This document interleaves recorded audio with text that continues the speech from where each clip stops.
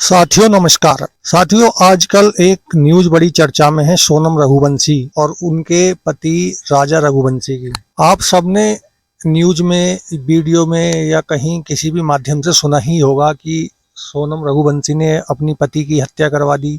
पति की लाश कई फुट नीचे खाई में मिली थी और सड़ गल चुकी थी। यह बेहद ही चिंतनीय विषय है कि आजकल इस तरह की घटनाएं क्यों बढ़ती जा रही हैं। अभी क्लियर तो हुआ नहीं है कि सोनम रघुवंशी ने ही अपने पति की हत्या करवाई है। पुलिस जांच कर रही है। उनके पिताजी का बयान आया है कि उनकी बेटी को फंसाया जा रहा है। पर अगर जांच में क्लियर हो जाता है कि राजा रघुवंशी की हत्या के पीछे सोनम रघुवंशी का ही हाथ है, तो मानव समाज के लिए इस तरह की घटनाएं बेहद ही चिंता का विषय हैं। पिछले दिनों भी कई ऐसी घटनाएं हो चुकी हैं जिसमें पत्नी ने अपने पति की हत्याएं करवाई हैं और बेहद ही निर्मम तरीके से अपने पति की हत्याएं करवाई हैं। तो आने वाले टाइम में ये बेहद चिंता का विषय है। तो हमें इस विषय पर गंभीर रूप से चिंतन करना चाहिए कि ऐसा हो क्यों रहा है। अभी पीछे मुस्कान नाम की एक महिला की खबर आई थी। उसने अपने पति के टुकड़े करके अपने पति के सर को सीमेंट से भरे ड्रम में सील कर दिया था।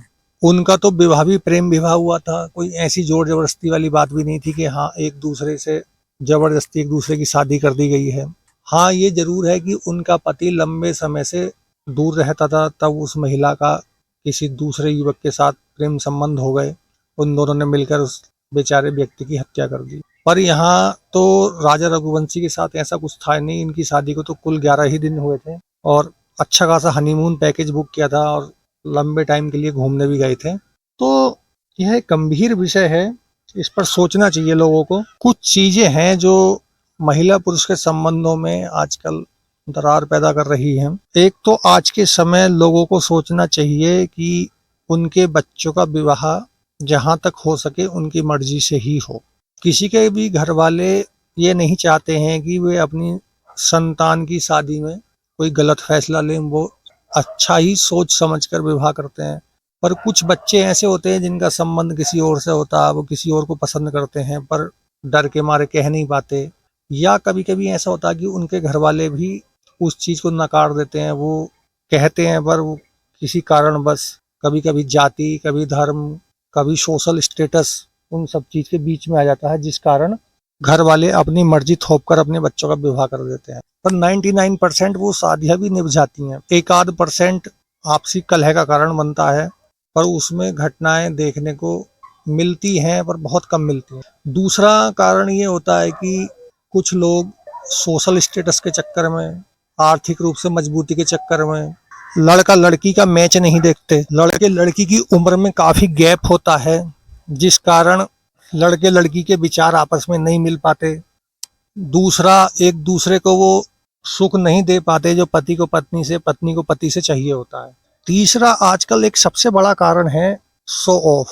पुराने समय से बात चली आ रही कि महिलाओं को भौतिक सुख ज्यादा पसंद है। पुरुष एक बार को तंगहाली में जीवन काट लेता है, पर महिलाओं को तंगहाली में जीवन काटना बड़ा मुश्किल होता है। हालांकि सारी महिलाएं एक जैसी नहीं होती हैं, पर अधिकतर पुराने लोगों का मानना है कि महिलाओं को भौतिक सुख सुविधाएं ज्यादा चाहिए होती हैं, जिस कारण उनमें दिखावा भी ज्यादा होता है। आजकल देखने में आ रहा है कि महिलाएं महंगी महंगी ड्रेस लाती हैं, एक बार पहनती हैं, दोबारा उसको रिपीट करना नहीं चाहती। पड़ोस वाली महिला का सोशल स्टेटस वो मेंटेन कर रही है तो उसकी देखा देखी होड़ करना चाहती है। उसका पति 2 लाख रुपए पर मंथ कमाता है, तुम्हारा 50,000 रुपए भी नहीं कमा पा रहा है, तो तुम कैसे बराबरी कर लोगे। तो ये सब चीजें भी आजकल परिवार में बिखराव का कारण बन रही हैं। आजकल दिखावा पसंद परिवार गरीब होते जा रहे हैं। वो दिखावे के चक्कर में अपनी जमा पूंजी तो बर्बाद कर देते हैं, साथ में बैंकों से मोटे मोटे लोन ले रहे हैं, जिस कारण में परिवार में आपसी कलह बनी रहती है। जब पैसा लिया है तो देना भी पड़ता है। तो ये सब चीजें कहीं ना कहीं समाज में बिखराव का कारण बन रही हैं। तो समाज को भी इन बातों पर पुनर्विचार